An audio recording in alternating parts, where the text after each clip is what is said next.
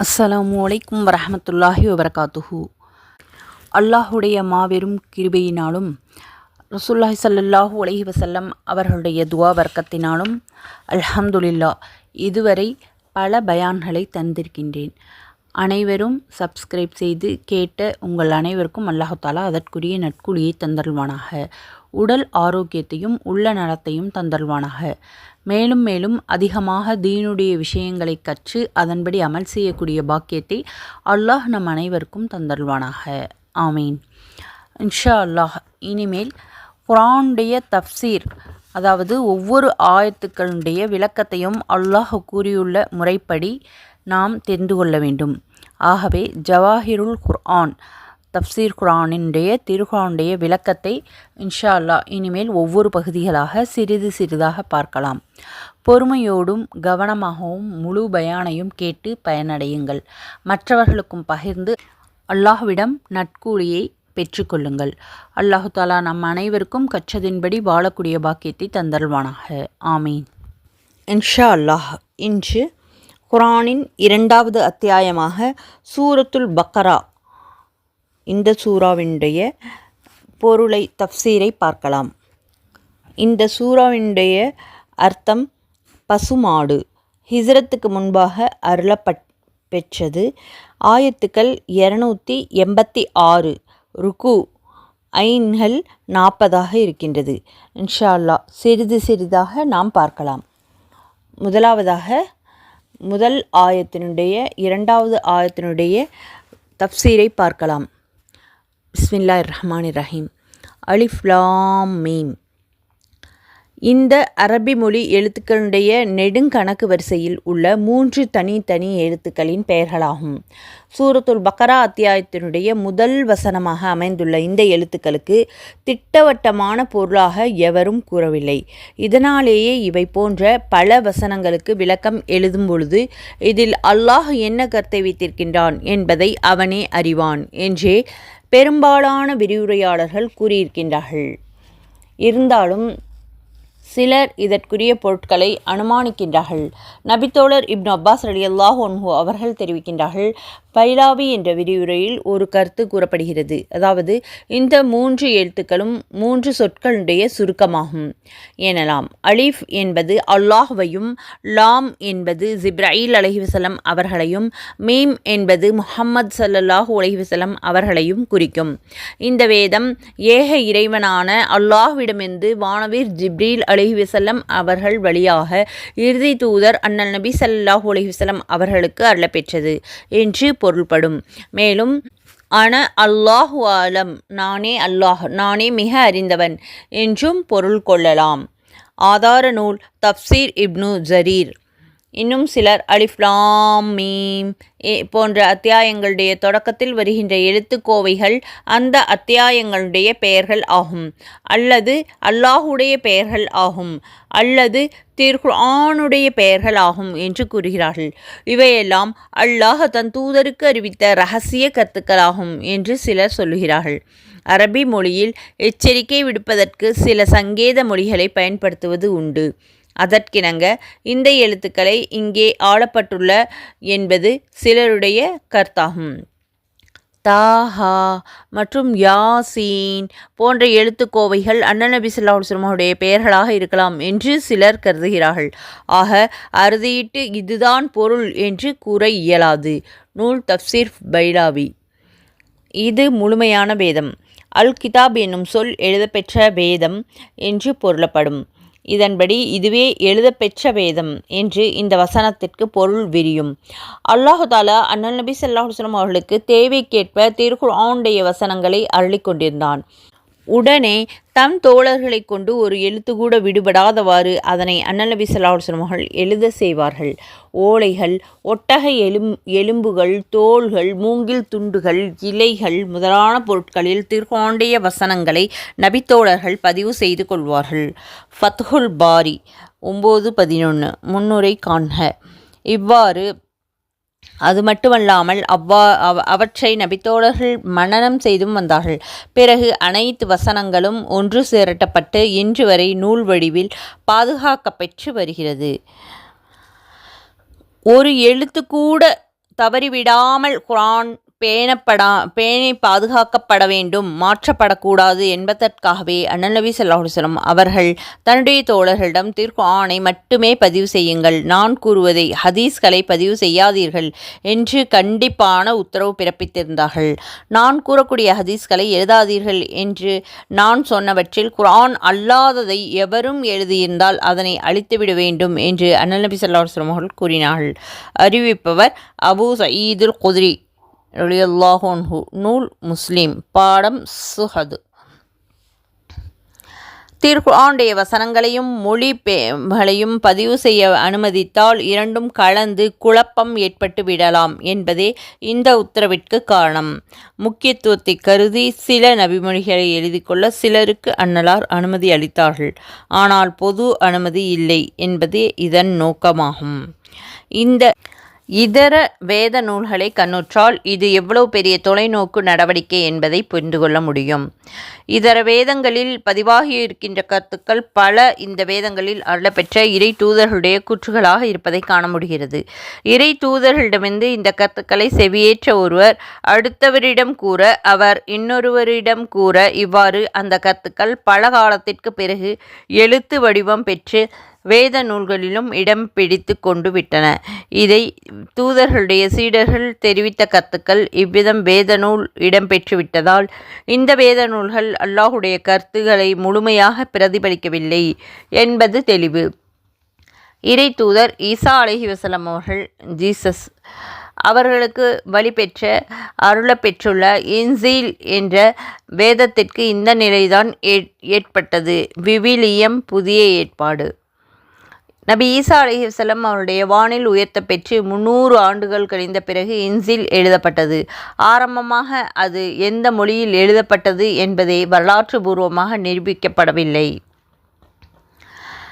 இதைப்போல இறை தூதர் மூசா அலைஹி வஸல்லம், அதாவது மோசஸ் அவர்களுக்கு தோரா என்ற வேதம் அல்லாஹ்வால் அருளப்பட்டது. எனினும் பைத்துல் முகத்தஸ் ஜெருசலம் மீது போர் தொடுத்த பாபிலோன் என்று ஈராக் நாட்டில் உள்ள ஒரு சகரத்தின் பெயராகும். அந்த நாட்டு மன்னன் அந்த வேதத்தை அழித்து விட்டான். அப்போது வாழ்ந்து கொண்டிருந்த இறை தூதர்கள் சிலர் தன் நினைவில் நின்ற தௌராத் வசனங்களை எடுத்துக்கூற அது தொகுத்து எழுதப்பட்டது. இந்த காலத்தில் வேதத்தை மனனம் செய்கிற வழக்கம் இல்லை என்பது குறிப்பிடத்தக்கது. நபி மூசா அலைஹிஸ்ஸலாம் அவருடைய மறைவுக்கு பிறகு நடந்த நிகழ்ச்சிகளும் தௌராத்தில் இன்றும் இடம்பெற்றிருப்பது நபி மூசா அலைஹிஸ்ஸலாம் அவர்களுக்கு அல்லாஹ் அருளிய வடிவில் இல்லை என்பது வலுவான சான்றாக அமைந்துள்ளது. ஆகவே திருக்குர்ஆன் ஒன்று மட்டும்தான் அல்லாஹ்வினால் அருளப்பெற்ற அதே உருவில் ஒரு எழுத்து கூட மாற்ற முடியாமல் முழுமையான வேதமாக இன்றைக்கும் விளங்கி வருகிறது. சுப்ஹானல்லாஹ். இதில் எந்த ஐயமும் இல்லை. இது முழுமையான வேதம் என்று உரைத்த முன் தொடர் உறுதியாக இருக்கும் பொழுது இதில் எந்த ஐயமும் இல்லை என்று இங்கே அல்லாஹ் கூறுகிறான். ஏனென்றால் இது இறைவனால் அருளப்பெற்ற வேதம். இதன் கருத்துக்கள் ஒவ்வொன்றும் சத்தியமானவை. அல்லாஹ்விடமிருந்து வந்திருப்பதால் இதில் ஐயத்திற்கு இடமே இல்லை. நியாய உணர்வு படைத்த எவரும் இந்த வேதத்தில் சந்தேகம் கொள்ள வாய்ப்பில்லை. தம்மை பாதுகாத்து கொண்டவர்களுக்கு நேர்வழி காட்டுகின்றது. இது முழுமையான வேதம் என முன்பு கூறப்பட்ட கருத்துக்கு இந்த தொடர்பாக விளக்கமாக அமைகிறது. திருக்குர்ஆன் ஒரு வரலாற்று நூல் அல்ல. அதனால் ஆண்டுகள் மற்றும் மாதங்களின் வரிசைப்படி உலக நிகழ்ச்சிகளை இது எடுத்து கூறாது. இதேபோல இயற்கை வளங்களின் நிலைகளை பற்றி ஆராய்கிற அறிவியல் நூலும் அல்ல.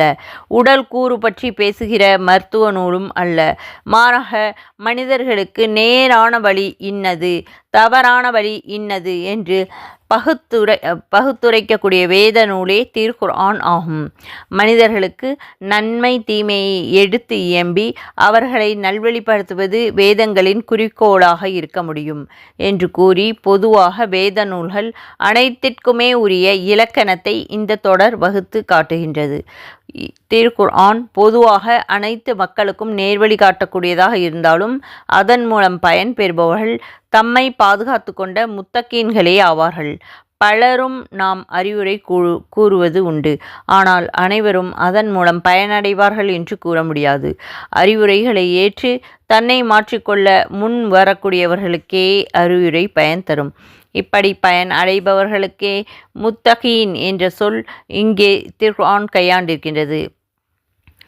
கட்பாறை மீது பொழியும் மழையினால் கட்பாறைக்கு பயனில்லை, பயிர்கள் முளைவதில்லை. உணவு எவ்வளவுதான் உயர்தரமானதாக இருந்தாலும் காலராய் நோய் கண்டவனுக்கு அது பயன் ஏதும் தராது.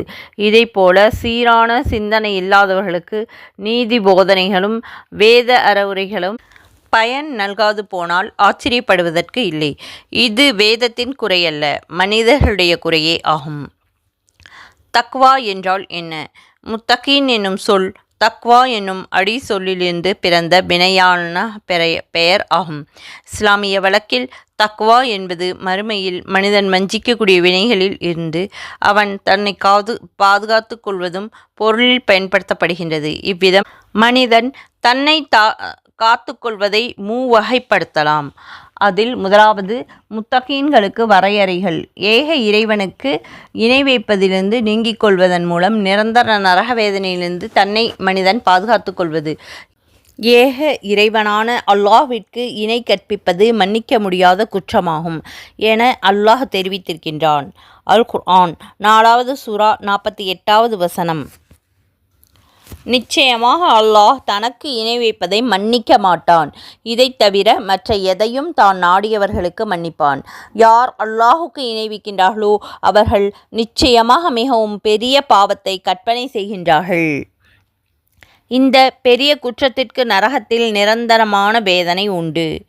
9வது சூராவினுடைய 17வது வசனத்தில் குஃப்ரின் மீது தாங்களே சாட்சி சொல்லிக் கொண்டிருக்கும் இந்த முஸ்ரிக்குகளுக்கு அல்லாஹ்வின் மஸ்ஜிதுகளை பரிபாலனம் செய்ய உரிமை இல்லை.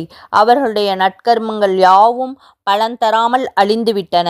அவர்கள் என்றென்றும் நரகத்தில் தங்கியிருப்பார்கள் என்று அல்லாஹ் குர்ஆனில் கூறியிருக்கின்றான். இன்னொரு இடத்தில் 98வது சூராவின் 6வது வசனத்தில் நிச்சயமாக வேதக்காரர்களிலும் முஷ்ரிக்குகளிலும் எவர்கள் நிராகரிக்கின்றார்களோ அவர்கள் நரக நெருப்பில் இருப்பார்கள், அதில் என்றென்றும் இருப்பார்கள். இத்தகையவர்கள்தான் படைப்புகளில் மிகவும் கெட்டவர்கள் ஆவார்கள். இவ்வாறு அல்லாஹ் குர்ஆனில் கூறியிருக்கின்றான். இறைவனுக்கு இணை வைப்பதிலிருந்து விலகி ஏகத்துவ இறை கொள்கையை ஏற்பதின் வாயிலாக நிரந்தர நரக வேதனையிலிருந்து தப்பிக்கலாம். ஏகத்துவத்தை ஏற்கக்கூடிய ஒருவரை முத்தகீன் என்றும் முஃமின் என்றும் அழைப்பதுண்டு. 2வது, பாவங்களில் இருந்து மனிதன் தன்னை காத்து கொள்வது 2வது வகையாகும்.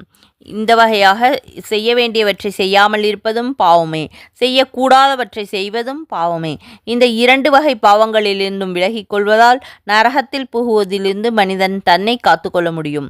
பெரும்பாலும் இந்த பொருளிலேயே தக்வா என்ற சொல் ஆளப்படுகின்றது. 3வதாக, அல்லாஹுடைய நினைவிலிருந்து மனிதனுடைய கவனத்தை திசை திருப்புகின்ற அனைத்து அம்சங்களிலிருந்தும் அவன் தன்னை காத்துக்கொள்வது. இதன் மூலம் நரகத்திலிருந்து மனிதன் காப்பாற்றப்படுவதோடு சொர்க்கத்தில் உயர்ந்த அந்தஸ்தையும் அவன் பெற முடியும். இந்த 3 பொருள்களுமே தக்வா என்ற சொல்லுக்கு இங்கே பொருந்தக்கூடியது. நூல் தஃப்சீர் பைலாவி, நூல் தஃப்சீர் மனார். இடர்பாடுகளை தடுத்து நிறுத்துவதால் பொருளும் தக்வா என்ற சொல்லுக்கு அளிக்கப்பட்டுள்ளது. அல்லாஹுடைய இந்த சொல்லை இணைத்து இத்தகுல்லா என்று கூறப்படும்போது அல்லாஹுடைய தண்டனை தடுத்து கொள்ளுங்கள் என்று பொருள்படும். இறை கட்டளைகளை ஏற்று நடந்து அல்லாஹ் விலக்கியுள்ளதை விலகிக் கொள்வதன் மூலம் அவனது தண்டனைகளை தடுக்க முடியும். இதற்கு தேவை தண்டனை பற்றிய அச்சம் அல்லது தண்டனை கொடுப்பவனை பற்றிய அச்சம். ஆகவே அல்லாஹ்வை அஞ்சிக் கொள்ளுங்கள் என இதற்கு பொருள் கூறுவதும் பொருந்தும். நூல் தஃப்சீருல் மனார். 3வது வசனத்தில் அல்லாஹ் கூறுகிறான், பயபக்தியுடைய அவர்கள் புலன்களுக்கு எட்டாத மறைவானவற்றின் மீது நம்பிக்கை கொள்வார்கள், தொழுகையை கடைபிடிப்பார்கள், இன்னும் நாம் அவர்களுக்கு அளித்தவற்றிலிருந்து நல்ல வழியில் செலவு செய்வார்கள். இதற்கு முன்பு தக்வா என்பதற்கு கூறப்பட்ட 3 வகை பொருட்கள். முதலாவது பொருளின்படி இந்த வசனம் முத்தக்கி என்பவருக்கு ஒரு வரையாக அமையும். அதாவது அல்லாஹு தாலா ஒருவனே என்று நம்பினால் மட்டும் போதாது, இங்கே கூறப்பெற்றுள்ள அம்சங்களை அவர் பெற்றிருக்க வேண்டும் என்பது இந்த வசனம் காட்டுகிறது. என்ற 3 பொருள்களில் 2வது மற்றும் 3வது பொருட்களின்படி இந்த வசனம் முத்தகீன்களின் அடையாள பண்புகளை எடுத்து சொல்வதாக அமையும். அதாவது இந்த அடையாளங்களை கொண்டவர்களே தங்களை பாதுகாத்து கொண்டவர்கள் ஆவார்கள் என்று இந்த வசனம் காட்டுகின்றது. மறைவானவற்றை நம்புவது. நம் புலன்களுக்கு அப்பாற்பட்ட அல்லாஹ், வானவர்கள் மற்றும் மறுமை போன்ற உண்மைகள் மறைவானவை என்று இங்கே கூறப்பட்டுள்ளது. சில உண்மைகள் சிலருக்கு மட்டுமே தெரியும், மற்றவர்களுக்கு தெரியாது. நோயாளியின் உடலை பார்த்து நோயை கண்டுபிடிக்கக்கூடிய ஆற்றல் மருத்துவருக்கு உண்டு, ஆனால் மற்றவர்களுக்கு இது ஒரு மறைவான விஷயமே. அதே போல விஞ்ஞானிகளின் சில உண்மைகளை கண்டுபிடிக்கின்றார்கள், அடுத்தவர்களுக்கு அவை மறைவானதாக இருக்கிறது. அதை போலவே மறைவான விஷயங்கள் நம்புவதை பற்றி இங்கே அல்லாஹ் குறிப்பிடப்படவில்லை. இங்கே நோக்கமும் அது அல்ல. மாறாக நாம் எந்த உண்மையை நம்பிக்கை கொள்ளாமல் இருந்தால் வாழ்க்கையில் தோல்விகளையும் ஒழுங்கீனங்களையும் சந்திக்க நேருமோ அந்த உண்மைகளான அல்லாஹ், மறுமை, வானவர்கள் முதலானவற்றை நம்புவது இங்கே நோக்கம் ஆகும். கண்ணுக்கு தென்படக்கூடிய பருப்பொருட்கள் மட்டுமே சிலர் நம்புவார்கள், மற்ற அனைத்தையும் நம்ப மறுப்பார்கள். அல்லாஹ்வை நாம் கண்ணால் காணவில்லை, அதனால் அவனை நாம் நம்ப மாட்டேன் என்று கூறுவார்கள். சிலர் ஒரு பொருளை புலன்களுக்கு புலப்படவில்லை என்பதால் அந்த பொருளே இல்லை என்று முடிவு செய்வது பேதமை ஆகும். எத்தனையோ பொருட்கள் புலன்களுக்கு அகப்படாமல் மறைவாக இருக்கின்றன. இறைவன், வானவர், சொர்க்கம், நரகம் ஆகியன இவற்றில் அடங்கும். நம்மை படைத்த ஏக இறைவன் ஒருவன் இருக்கின்றான். அவனை நாம் பார்க்க முடியாவிட்டாலும் அறிவால் உணர முடியும். அந்த இறைவனை அனைவரும் நம்பியே ஆக வேண்டும். இதை போலவே ஒவ்வொரு இறைத்தூதரும் மறுமை உண்டு என உபதேசித்து வந்திருக்கின்றார்கள். இம்மை அழிந்த பிறகுதான் மறுமை வரும், நல்லவர்களுக்கு சொர்க்கமும் தீயவர்களுக்கு நரகமும் கிடைக்கும் என்ற மறுமை சிந்தனையினால் மட்டுமே மனிதகுலம் திருத்த முடியும். ஒவ்வொரு மனிதனுக்கும் 2 வானவர்கள் இருந்து கொண்டு அவன் பணிபுரியக்கூடிய நன்மை தீமைகளை பதிவு செய்து கொண்டே இருக்கின்றார்கள். எனினும் நம்பிக்கை தீமைகளிலிருந்து மனிதனை தடுத்து நன்மைகளை செய்யுமாறு தூண்டிக் கொண்டிருக்கும். இந்த மறைவான விஷயங்களை நம்புவதை பற்றி இங்கு குறிப்பிடப்பட்டுள்ளது. தொழுகையை கடைப்பிடிப்பார்கள், அடுத்து தொழுகையை நிறைவேற்றுவார்கள் என்பதை குறிப்பிடக்கூடிய அனைத்து இடங்களிலும் யுசல்லூன என்று கூறாமல் யுகீமூன சலாத்த என்றே திருக்குர்ஆன் உரைக்கின்றது. இந்த சொல்லாக்கம் 4 பொருட்களை தன்னகத்தை கொண்டுள்ளது. முதலாவது, தவறுகளின்றி சீராக தொழுவார்கள். 2வது, இடையிடையே விட்டுவிடாமல் தொடர்ந்து தொழுவார்கள். 3வது, சோர்வின்றி ஆர்வமோடு ஒன்றி தொழுகுவார்கள். 4வதாக, தொழுகை ஒரு நீங்காத கடமை என்ற உணர்வோடு தொழுவார்கள். இந்த 4 அம்சங்களையும் ஒருங்கிணைத்து ஒரே வரியில் தொழுகையை அதற்கான அனைத்து நெறிமுறைகளுடன் நிறைவேற்றுவார்கள் என்று இமாம் ஜலாலுதீன் சுயூத்தி ரஹ்மத்துல்லாஹி அலைஹி அவர்கள் எழுதியிருக்கின்றார்கள். அதாவது தொழுகையுடைய ஃபர்லுகள், வாஜிபுகள், சுன்னத்துக்கள் மற்றும் முஸ்தஹபுகள் ஆகிய நெறிமுறைகளை பேணி அந்தந்த நேரங்களில் ஆர்வத்தோடும் அல்லாஹுடைய பயத்தோடும் தொழுவார்கள் என்று பொருள்படும். இவ்விதம் தொழுவதுதான் முறையானதும் பாராட்டுக்குரியதுமாக தொழுகையாகும். முறை தவறி செய்யப்படுகின்ற வழிபாடு பலன் தராது. சில சமயம் அது குற்றமாக ஆகிவிடலாம். இஸ்லாமிய இறை வழிபாடுகளில் தலை சிறந்த வழிபாடான தொழுகை ஏகத்துவ இறை கொள்கையை செயல் வடிவில் எடுத்து காட்டுகிறது. ஒற்றுமை, சமத்துவம், நேரம் தவறாமை முதலான உயர்ந்த பண்புகளையும் அது போதிக்கின்றது. அமைதியான வழிகாட்டு முறை முஸ்லிம் அல்லாதவர்களையும் கவர்வதில் ஆச்சரியம் இல்லை. ஏழை, பணக்காரன், ஆண்டி, அரசன், படித்தவன், படிக்காதன், பாமரன் என அனைத்து தரப்பினர்கள் மீதும் தொழுகை விதியாக்கப்பட்டிருக்கின்றது. தொழுகையின் முக்கியத்துவத்தையும் சிறப்பையும் உணர்த்துகின்ற நபிமொழிகள் ஏராளமாக உள்ளது. அவற்றில் நபித்தோழர் இப்னு மசூத் ரலியல்லாஹு அன்ஹு அவர்கள் நபிமொழியும் ஒன்றாகும். அல்லாஹ்விற்கு மிகவும் விருப்பமான செயல் எது என்று அண்ணல் நபி ஸல்லல்லாஹு அலைஹி வஸல்லம் அவர்களிடம் கேட்டேன். தொழுகையை அதற்குரிய நேரத்தில் தொழுவது என்று அண்ணல் நபி ஸல்லல்லாஹு அலைஹி வஸல்லம் அவர்கள் கூறினார்கள். பிறகு எது என்று கேட்டேன். பெற்றோர்களுக்கு பணிவுடை செய்வது என்று நபி ஸல்லல்லாஹு அலைஹி வஸல்லம் அவர்கள் கூறினார்கள். பிறகு எது என்று கேட்டதற்கு அல்லாஹுடைய வழியில் அறப்போர் புரிவது என்று அண்ணல் நபி ஸல்லல்லாஹு அலைஹி வஸல்லம் அவர்கள் கூறினார்கள். நூல் புகாரி, முஸ்லிம். இன்னொரு ஹதீஸில் உங்களுடைய ஒருவர் வீட்டுக்கு வாசலுக்கு அருகில் ஒரு ஆறு ஒன்று ஓடுகிறது. அதில் அவர் 5 நேரம் குளிக்கின்றார் என்றால் அவரது உடலில் அழுக்கு எதுவும் இருக்குமா என்று அண்ணல் நபி ஸல்லல்லாஹு அலைஹி வஸல்லம் அவர்கள் கேட்டார்கள். அவரது உடலில் அழுக்கு எதுவும் இருக்காது என்று நபித்தோழர்கள் பதில் சொன்னார்கள். 5 நேரம் தொழுகுவது இவ்வாறுதான். அவற்றின் மூலம் தவறுகளை அல்லாஹ் அழித்து விடுகின்றான் என்று அண்ணல் நபி ஸல்லல்லாஹு அலைஹி வஸல்லம் அவர்கள் கூறினார்கள். அறிவிப்பவர் அபூ ஹுரைரா ரலியல்லாஹு அன்ஹு. நூல் புகாரி, முஸ்லிம். அவர்களுக்கு நாம் கொடுத்தவற்றிலிருந்து நல்வழியில் செலவு செய்வார்கள்.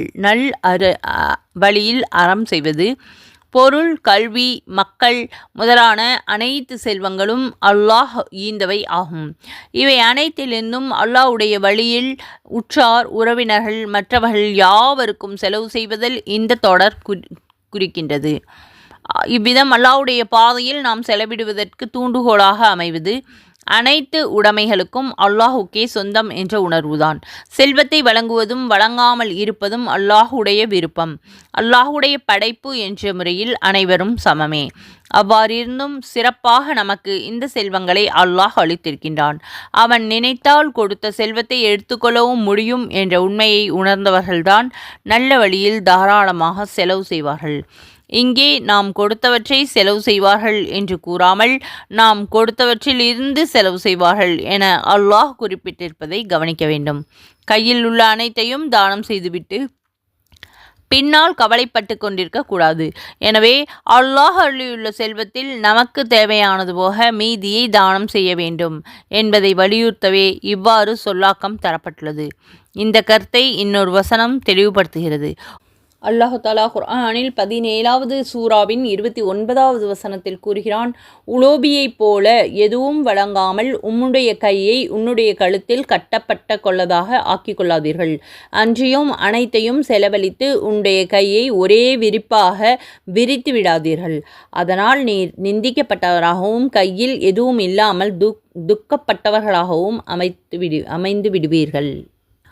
அடுத்தது 2வது சூராவின் 4வது வசனத்தில் அல்லாஹ் கூறுகிறான், நபியே, இன்னும் அவர்கள் உமக்கு அருளப்பெற்ற வேதத்தின் மீதும் உமக்கு முன்னர் அருளப்பட்டவைகள் மீதும் நம்பிக்கை கொள்வார்கள். இன்னும் ஆகிரத்தை மறுமையை உறுதியாக நம்புவார்கள். இந்த ஆயத்தினுடைய விரிவாக்கம். முந்தைய வேதங்களை நம்புவது. முஹம்மது நபி ஸல்லல்லாஹு அலைஹி வஸல்லம் அவர்களுக்கு அருளப்பெற்ற திருக்குர்ஆனுடைய வேதத்தையும் முந்திய நபிமார்களுக்கு அருளப்பெற்ற வேதங்களையும் நம்பிக்கை கொள்வது முத்தகீன்கள் மீது கடமை என இந்த வசனத்தில் கூறப்படுகிறது. நபி மூசா அலைஹி வஸல்லம் அவர்களுக்கு அருளப்பெற்ற தௌராத், நபி தாவூத் அலைஹி வஸல்லம் அவர்களுக்கு அருளப்பெற்ற ஜபூர், நபி தாவூத் அலைஹி வஸல்லம் அவர்களுக்கு அருளப்பெற்ற ஜபூர், நபி ஈசா அலைஹி வஸல்லம் அவர்களுக்கு பெற்ற இன்ஜீல் ஆகிய வேதங்களை நம்புவதோடு இதர நபிமார்களுக்கு அருளப்பெற்ற ஆகமங்களையும் உண்மை என்று பொதுவாக நம்ப வேண்டும். ஆனால் தற்போதுள்ள பழைய வேதங்களில் காணப்படுகின்ற விஷயங்கள் அனைத்தையும் நாம் நம்ப வேண்டியதில்லை. ஏனென்றால் அவை பல மாற்றங்களுக்கு இலக்காகி தமக்குரிய தனித்தன்மையை இழந்து காட்சியளிக்கின்றன. தவிரவும் அவற்றை நாம் பின்பற்றி நடக்க கடமைப்பட்டவர்களும் அல்ல. ஆனால் அண்ணல் நபி ஸல்லல்லாஹு அலைஹி வஸல்லம் அவர்களுக்கு அல்லாஹ் அருளிய திருக்குர்ஆனுடைய ஒவ்வொரு செய்தியையும் நாம் ஒவ்வொரு வரியையும் ஏன் ஒரு எழுத்தையும் கூட நாம் நம்பிக்கை கொள்ள வேண்டும். திருக்குர்ஆனுக்கு இணங்க நாம் செயல்பட வேண்டியவர்களாக இருப்பதும் பரிசுத்த திருக்குர்ஆன் முந்தைய வேதங்களுக்கு திருத்தமாக அமைந்திருப்பதுமே இதற்கு காரணமாகும். இந்த சிறப்பு வேறு எந்த வேதத்திற்கும் கிடையாது என்பது குறிப்பிடத்தக்கது. அல்லாஹுடைய வேதங்களை நம்ப வேண்டும் என்று இங்கே கூறப்பட்டிருப்பதிலிருந்து அந்த வேதங்கள் எந்த நபிமார்களுக்கு அருளப்பெற்றனவோ அந்த நபிமார்களையும் விசுவாசிக்க வேண்டும் என்று சொல்லாமலேயே விளங்கிக் கொள்ள வேண்டும். மேலும் அவர்கள் மறு உலகை உறுதியாக நம்புவார்கள். மறுமையுடைய நம்பிக்கை. மறுமை அல்லது மறு உலகம் என்றால் என்ன? உலகம் ஒரு நாள் அழியும். அவ்வாறு அழிவதற்கு முன்பு சில அறிகுறிகள் தோன்றும். அந்த அடையாளங்கள் அனைத்தும் நபி மொழிகளில் தெளிவுபடுத்தப்பட்டுள்ளன. பெண்களின் எண்ணிக்கை பெருகி விபச்சார குற்றம் அழிந்துவிடும். அவற்றில் ஒன்று. அறிவிப்பாளர் அனஸ் ரலியல்லாஹு அன்ஹு. நூல் புகாரி, முஸ்லிம். 10 அடையாளங்கள் காணப்படாதவரை உலகம் அழியாது. அவைகள் புகை, தஜ்ஜால், அபூர்வ கால்நடை, மேற்கிலிருந்து சூரிய உதயம், நபி ஈசா அலைஹிவஸல்லம் அவர்களுடைய வருகை, யாஜூஜ் மாஜூஜ் 3 பெரும் பூகம்பங்கள், மக்கள் அனைவரையும் மஹசருக்கு இட்டுச் செல்லக்கூடிய யமனிலிருந்து கிளம்பி வரக்கூடிய தீ என அண்ணல் நபி ஸல்லல்லாஹு அலைஹி வஸல்லம் அவர்கள் கூறினார்கள். அறிவிப்பவர் ஹுதைபா ரலியல்லாஹு அன்ஹு, நூல் முஸ்லிம். உலகம் அழிந்த பிறகு அனைத்து மனிதர்களையும் அல்லாஹ் மீண்டும் உயிர் கொடுத்து எழுப்புவான். உலகத்தில் மனிதர்கள் செய்த வினைகள் குறித்து அப்பொழுது விசாரணை நடைபெறும். நல்வினை புரிந்தவர்களுக்கு சொர்க்கத்தையும் தீவினை திளைத்தவர்களுக்கு நரகத்தையும் அனுப்பி வைக்கப்படுவார்கள். ஏக இறைவனாம் அல்லாஹ்வையும் அவன் அனுப்பி வைத்த தூதர்களையும் நம்பிக்கை கொண்டு அல்லாஹ்விற்கு இணை வைப்பதிலிருந்து விலகி வாழ்ந்த இறை நம்பிக்கையாளர்கள் உலகத்தில் குற்றங்கள் புரிந்திருக்கலாம். அதற்கு தண்டனையாக அவர்கள் நரகத்திற்கு அனுப்பப்படுவார்கள். தண்டனை காலம் முடிந்த பிறகு அவர்கள் சொர்க்கத்தில் அனுமதிக்கப்படுவார்கள். நீடித்து நிலைத்து நிற்க போகின்ற அந்த உலகத்தை மறு உலகம், மறுமை என்று திருக்குர்ஆன் அழைக்கின்றது. இந்த மறைவான உண்மையை நம்புவது இஸ்லாத்தின் மிக முக்கியமான அடிப்படை கொள்கையாகும். இதனாலேயே இறை நம்பிக்கையை பற்றி பேசுகின்ற அநேக இடங்களில் மறு உலக நம்பிக்கையை பற்றி அல்லாஹ் குர்ஆனில் கூறியிருக்கின்றான். 3வது வசனத்தின் உரையில் மேலும் விளக்கம் காண வேண்டும். 2வது சூராவின் 5வது வசனத்தில் இவர்கள்தான் தங்கள் இறைவனின் நேர்வழியில் இருப்பவர்கள், மேலும் இவர்கள் வெற்றியாளர்கள். அல்லாஹுடைய இறை நம்பிக்கையாளர்களுக்குரிய 7 உயர்ந்த பண்புகளை அல்லாஹ் தெளிவுபடுத்துகிறான். தக்வா, அல்லாஹ்வை நம்புவதன் மூலம் தங்களை தற்காத்து கொள்வது. 2வது அல் ஈமானு பில் கைப், அல்லாஹும் இறை தூதர்களும் எடுத்துரைத்துள்ள மறைவான உண்மைகளை நம்பிக்கை கொள்வது. 3வது இகாமத்து ஸலாத், ஏகத்துவத்தை எடுத்து காட்டுவது, தொழுகை போன்ற வழிபாடுகளை ஆர்வத்தோடு நிறைவேற்றுவது. 4வது அல் இன்ஃபாக்கு ஃபீ சபீலில்லாஹ், அல்லாஹ் வழங்கியுள்ள செல்வங்களிலிருந்து நல்ல வழியில் செலவு செய்வது. 5வது அல் ஈமானு பில் ஹிதாயா, திருக்குர்ஆனும் அண்ணல் நபி ஸல்லல்லாஹு அலைஹி வஸல்லம் அவர்களும் நல்வழிப்படுத்தக்கூடியவர்கள் என்று நம்புவது. 6வது அல் ஈமானு பிர் ரிசாலத்தி, ஒவ்வொரு காலத்திலும் அல்லாஹ் தன் தூதர்களையும் வேத வாக்குகளையும் அனுப்பி கொண்டிருந்தான் என்று நம்புவது. 7வது அல் ஈமானு பில் ஆஹிரா, மறு உலகம் உண்டு, அதில் பிரதிபலன் கிடைக்கும் என்று உறுதியாக நம்பிக்கை கொள்வது. திருக்குர்ஆன் போதிக்கின்ற இந்த உயர்தன்மைகள் அனைத்தையும் பெற்றவர்கள்தான் நேர்வழி அடைந்தவர்கள் ஆவார்கள். இவர்களை நேரிய வழியில் நிலைத்திருப்பவர்கள் என்ற கருத்தை இந்த வசனம் எடுத்து கூறுகின்றது. அவர்களே வெற்றியாளர்கள் என்று அல்லாஹ் இந்த வசனத்தில் கூறுகிறான். வெற்றியாளர்கள் யார்? தன்னை எதிர்நோக்க இருக்கும் ஆபத்துக்களிலிருந்து தன்னை காத்து தான் விரும்புகின்ற நலன்களை அடையக்கூடிய ஒருவருக்கு அரபு மொழியில் முஃப்லிஹ் என்று என்பார்கள். இந்த பொருளை பிரதிபலிக்க இதைவிட பொருத்தமானதொரு வார்த்தை அரபியில் இல்லை. தமிழில் இது ஓரளவு பொருத்தமாக வெற்றியாளர்கள் என்று மொழிபெயர்க்கப்பட்டுள்ளது. எதிர்பாரா விதமாக ஆபத்துக்களிலிருந்து தப்பித்து கொண்ட ஒருவருக்கோ வெற்றி கண்ட நபருக்கோ இந்த சொல் ஆழப்படல் ஆகாது. பாடுபட்டு உழைத்து முன்னேறக்கூடிய வெற்றியாளர்கள் இந்த சொல் குறிக்கும். நூல் அல்மனார். இதன்படி மேற்கூறிய 7 உயர் அம்சங்களையும் தீர்க்க ஆராய்ந்து நம்பிக்கை கொண்டு அதற்கிணங்க செயல்படக்கூடியவர்களே இந்த பெயருக்கு பொருத்தமானவர்கள் ஆவார்கள். இந்த பண்புகள் எவரிடம் முழுமையாக காணப்படவில்லையோ அவர் முழுமையான வெற்றியாளர்களாக ஆக முடியாது. இந்த உயர் பண்புகள் ஒருவரிடம் குடிகொண்டுவிட்டால் அல்லாஹ்விடம் மட்டுமில்லாமல் மனிதர்களிடமும் அவர் போற்றுதலுக்குரியவர்களாக ஆகிவிடுகிறார். ஆகவே இம்மை மறுமை ஆகிய 2 உலகத்திலும் அவருக்கு வெற்றி நிச்சயம் கிடைக்கும். இத்தகையவர்கள் உலக வாழ்க்கையில் சில தோல்விகளை சந்திக்கலாம். வெளிப்படையில் அவை தோல்விகளாக தென்பட்டாலும் உண்மையில் தோல்விகளும் அவர்களுக்கு வெற்றிகளாகவே முடியும். சுப்ஹானல்லாஹ். அல்ஹம்துலில்லா. சூரத்துல் பக்கராவுடைய முதல் 5 வசனங்களுடைய தஃப்சீர், அதாவது விளக்க உரைகளை நாம் பார்த்தோம். இதுவரை பொறுமையாகவும் கவனமாகவும் கேட்ட உங்கள் அனைவருக்கும் அல்லாஹ் தஆலா ஹிதாயத்தை தந்தருள்வானாக. அல்லாஹ் தஆலா நம் அனைவருக்கும் உடல் ஆரோக்கியத்தையும் உள்ள நலத்தையும் தந்தருள்வானாக. ஆமீன். குர்ஆனை கற்று அதனுடைய ஒவ்வொரு எழுத்துக்களின் தஃப்சீர் விளக்க உரைகளை தெரிந்து அதன் மூலம் வாழ்க்கையில் நாம் மேம்படுத்தி கொள்ள வேண்டும். அல்லாஹ் தஆலா நம் அனைவரும் தீனுடைய வாழ்க்கையின்படி வாழக்கூடிய பாக்கியத்தை தந்தருள்வானாக. ஆமீன்.